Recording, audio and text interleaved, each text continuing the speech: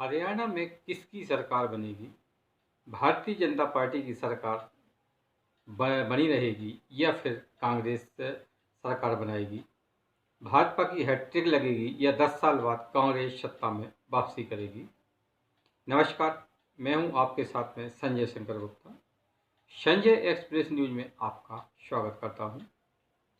हरियाणा में आज सभी 90 सीटों के लिए वोट डालने का काम यानी मतदान का काम संपन्न हो गया। इसके साथ ही अब लोगों के मन में ये भी सवाल उठ रहा है कि हरियाणा में अगली सरकार किस पार्टी की होगी? भारतीय जनता पार्टी हैट्रिक लगाएगी या फिर 10 साल बाद कांग्रेस सत्ता में वापसी करेगी? तमाम न्यूज़ चैनल हैं वो एग्जिट पोल सर्वे दिखा रहे हैं। इन सर्वे में हरियाणा में कांग्रेस को बहुमत मिलता हुआ दिख रहा है, जबकि भारतीय जनता पार्टी तो पीछे चल रही है। लेकिन अगर हम कुछ ये आपकी बेसिक बातों पर गौर करें तो देखें कि हरियाणा में पिछले विधानसभा चुनाव की तुलना में इस बार वोटिंग बहुत कम हुई है।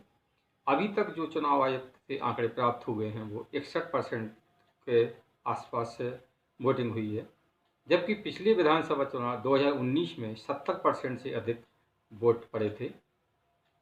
अब ये सवाल यही है कि अगर हरियाणा में सरकार बदल रही है तो फिर वोटिंग परसेंटेज कम क्यों रहा, वोटिंग परसेंटेज बढ़ा क्यों नहीं?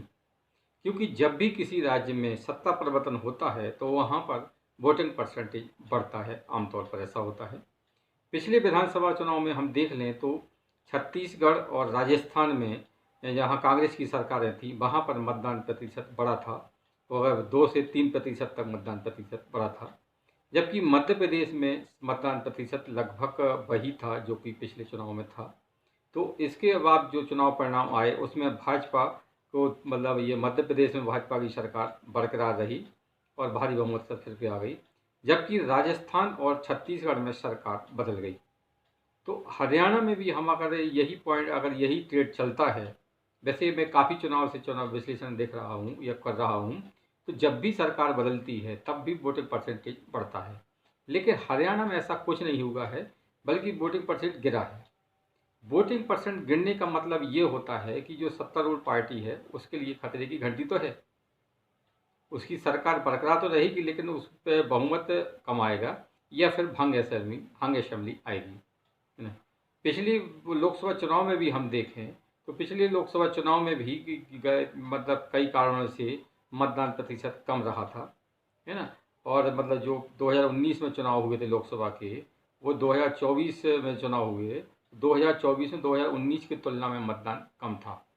इसका नतीजा ये हुआ कि लोकसभा हंग रही, लोकसभा में किसी भी पार्टी को अकेले अपने दम पर बहुमत नहीं मिला। एनडीए को बहुमत तो मिला लेकिन भाजपा की सीटें घट गई, लेकिन सरकार भाजपा की बरकरार रही। ऐसे में अगर हरियाणा में भी यही ट्रेंड चलता है तो हरियाणा में जो दिख रहा है कि भाजपा की सरकार तो बरकरार रहेगी, लेकिन भाजपा की सीटें हो सकता है कुछ घट जाएं और उसे पिछली बार की तरह इस बार भी मिलीजुली सरकार बनाना पड़े। अब एग्जिट पोल किस आधार पर करते हैं ये तो वो जाने, लेकिन अधिकतर एग्जिट पोलों की जो सर्वे आते हैं वो खरे नहीं उतरते हैं। पिछली बार अगर आप एग्जिट पोल देखें तो राजस्थान, छत्तीसगढ़ और मध्य प्रदेश सभी जगह पर कांग्रेस की सरकार बना रही थी, लेकिन जब चुनाव परिणाम आए तो चुनाव परिणाम इसके ठीक विपरीत थे। तो एग्जिट पोल का अपना सर्वे करने का अपना तरीका होता है।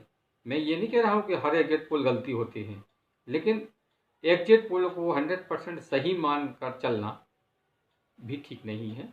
बहरहाल 8 अक्टूबर को जब मतगणना होगी तो मतगणना 8 अक्टूबर को तब रात तक या शाम तक आपको पता पड़ जाएगा कि हरियाणा और जम्मू कश्मीर में किसकी सरकार बन रही है।